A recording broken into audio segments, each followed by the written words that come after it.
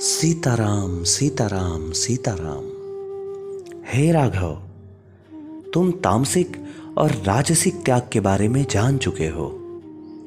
अब सात्विक त्याग के बारे में भी जानो, क्योंकि जिस प्रकार लोहे को तपाने पर वह मजबूत होता है और सोने को तपाने पर उसके अंदर की अशुद्धि अलग हो जाती है और सोना खरा हो जाता है, ठीक उसी प्रकार सात्विक त्याग से मनुष्य का अंतःकरण पवित्र होता है और वह शुद्ध हो जाता है।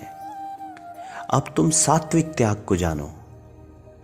भगवान श्री कृष्ण ने गीता में कहा है, कार्यमित्येव यत् कर्म नियतं क्रियते अर्जुन संगमं त्यक्त्वा फलं चैव स त्यागः सात्विको मतः।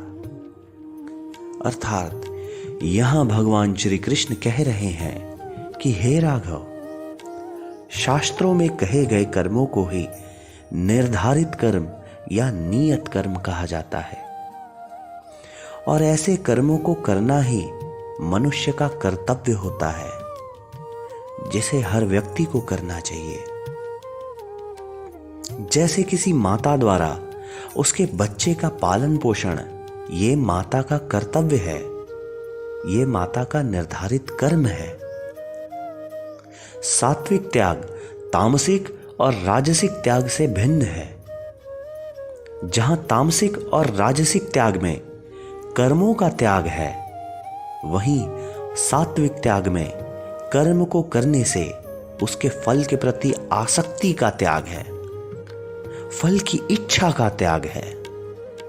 इसलिए इसे सबसे उत्तम त्याग कहा जाता है।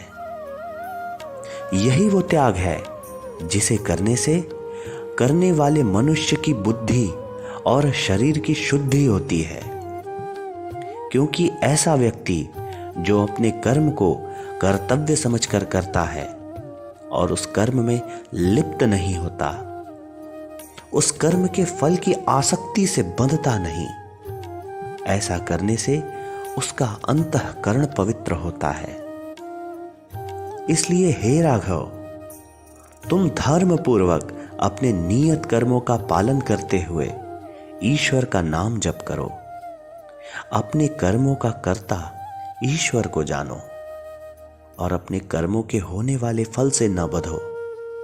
अपने कर्मों को ईश्वर को समर्पित कर दो, क्योंकि जब आएगा बुलावा हरि का तो एक ना एक दिन तो जाना पड़ेगा।